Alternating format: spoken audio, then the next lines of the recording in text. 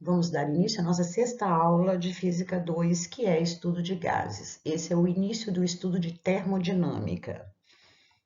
Para iniciar esse estudo, vamos à definição do que é um gás ideal. Primeiro, como ele é chamado de ideal, significa que ele não existe, ele é um modelo idealizado. E a característica mais importante para um gás ser considerado ideal é ele ter uma densidade extremamente baixa, ou seja, ele pode ser submetido a baixas pressões e altas temperaturas.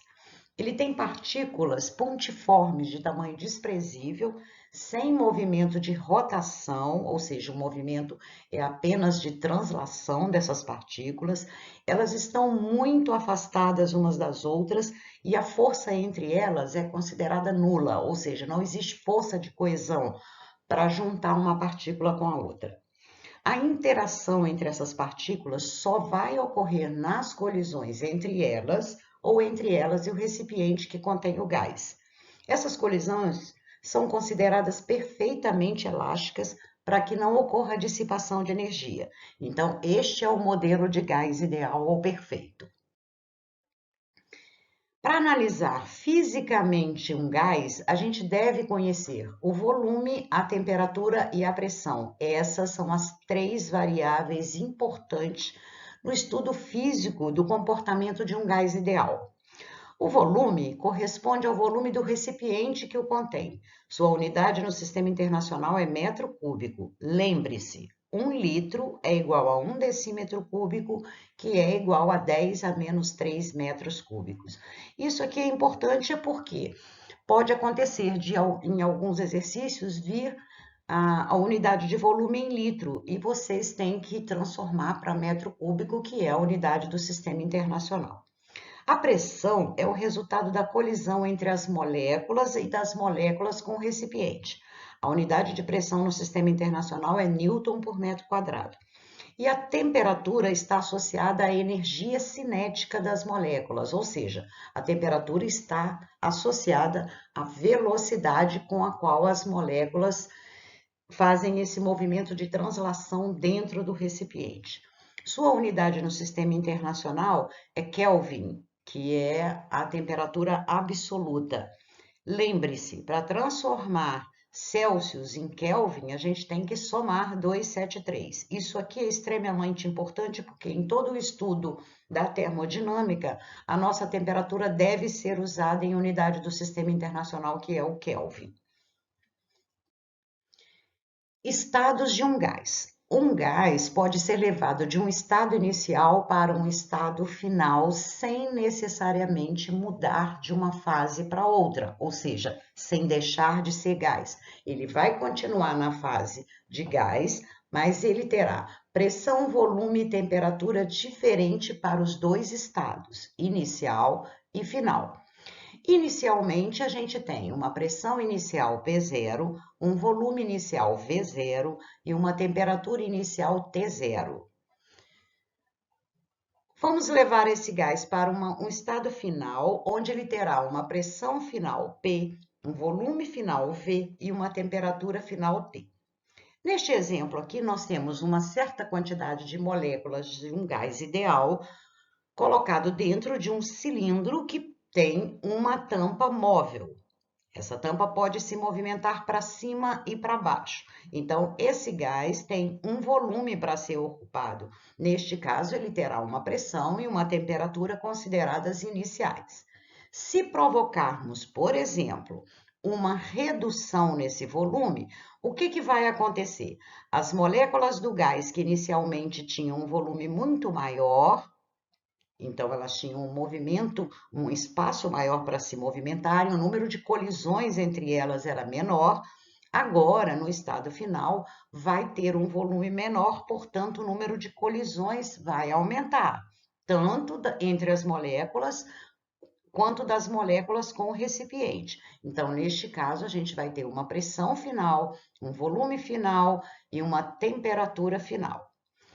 Essa mudança de estado inicial para estado final é chamada de transformação gasosa. Então, vamos analisar essas transformações. Inicialmente, a Lei Geral dos Gases Perfeitos, que vocês já devem ter visto na química, diz que o produto da pressão pelo volume de um gás considerado ideal vai ser igual ao produto do número de moléculas vezes a constante universal dos gases vezes a temperatura absoluta. Se passarmos a temperatura aqui para o primeiro membro dessa equação, nós vamos ter PV sobre T igual a N vezes R. Ao provocar uma mudança de estado de um gás, eu não vou mexer na quantidade de moléculas, então esse número aqui vai permanecer constante. E a constante universal de gases é uma só. Então, nós teremos para esse segundo membro aqui uma constante K, que não vai mudar qualquer que seja a alteração que eu provoque nesse gás. Existem várias maneiras de realizarmos uma transformação gasosa. As três variáveis de estado, volume, pressão e temperatura, podem se alterar ao mesmo tempo em uma dada transformação, mas é comum a gente fazer um estudo particularizado de transformações em que uma das variáveis de estado vai permanecer constante. Então, para dois estados de um gás, inicial e final, a gente pode igualar a equação anterior. P0 V0 sobre T0, que é um número constante, vai ser igual a P vezes V sobre T, que também é um número constante com o mesmo valor inicial. Então, ao fornecer calor para o gás ou retirar calor dele, a gente pode mudar de um estado inicial para um estado final, mudando as três variáveis ou mantendo uma delas constante. Então, a primeira transformação que nós vamos estudar é uma transformação chamada de qualquer. Nessa transformação, nós vamos mudar as três variáveis de estado. Então, nós vamos ter a equação geral para esse estado inicial e final, P0 V0 sobre T0 é igual a P V sobre T. A representação gráfica dessa transformação, onde a gente muda as três variáveis de estado, ela é uma reta inclinada no diagrama P por V. Então, nós temos uma expansão qualquer quando o volume do gás aumenta e teremos uma contração quando o volume do gás diminui. Então, nós podemos ver aqui pelo gráfico que a pressão inicial é maior, o volume inicial é maior, a pressão final é menor e o volume final menor. Neste caso, a gente tem uma contração, ok? A primeira transformação específica, mantendo uma das variáveis constante, é a transformação isobárica. A transformação isobárica é definida pela lei de Gay-Lussac. O gás é levado de um estado inicial para um estado final com a pressão mantida constante. Neste caso, como a pressão final é igual à pressão inicial, eu poderia simplificar aqui. Então, a equação geral vai ficar V0 sobre T0 é igual a V sobre T. A representação gráfica no diagrama P por V é uma reta paralela ao eixo do volume. Para a expansão isobárica ou contração isobárica. Na expansão, a gente tem um aumento de volume com a pressão inicial igual à final.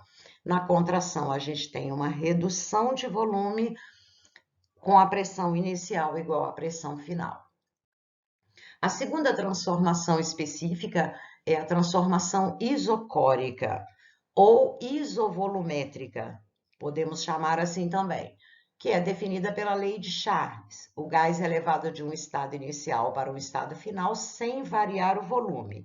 Como o volume inicial é igual ao volume final, poderia ser simplificado aqui também na equação geral. Então, a gente vai ter P0 sobre T0 é igual a P sobre T.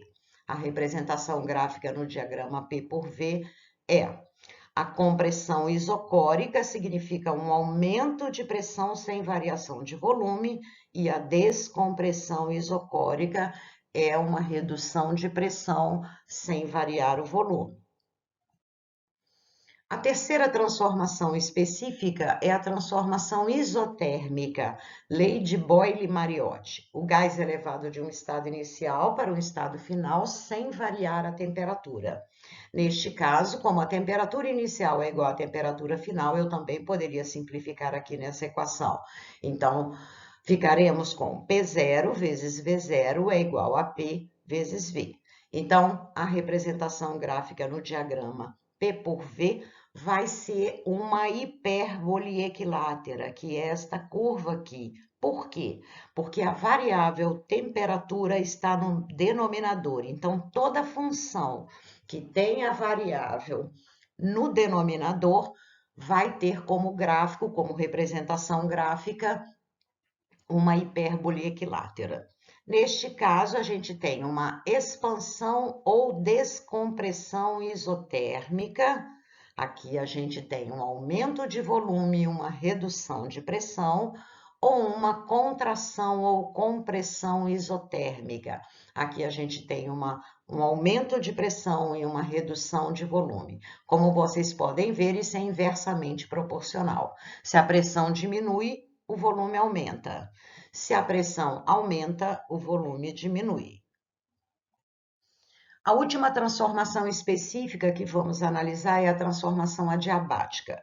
Essa é uma transformação muito particular. A característica dela é que ela ocorre quando o gás expande-se ou sofre uma compressão com uma velocidade muito rápida, suficientemente rápida para que as trocas de calor entre o gás e o meio ou suas vizinhanças sejam desprezíveis. Ou seja, nessa transformação, o gás não recebe e nem cede calor para o meio.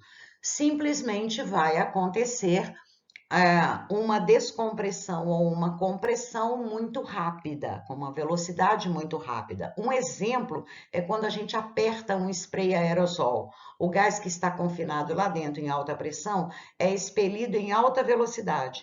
A sua temperatura, então, cai bastante em virtude da enorme queda de pressão que o gás sofre ao deixar o recipiente. Para essa transformação, a gente vai usar a equação geral dos gases ideais com as três variáveis, assim como lá na transformação qualquer. P0, V0 sobre T0 é igual a PV sobre T. A única coisa que pode fazer com que você defina se é uma transformação adiabática é você ter a representação gráfica ou então que na questão seja falado que é uma transformação adiabática ou uma transformação sem troca de calor com o meio, porque a equação é igual de uma transformação qualquer. Então, é de extrema importância que você tenha visualizado essas representações gráficas, porque a hora que você olha um gráfico de uma transformação gasosa, você já tem que saber quais as características dessa transformação, para que você consiga resolver a questão sem maiores problemas.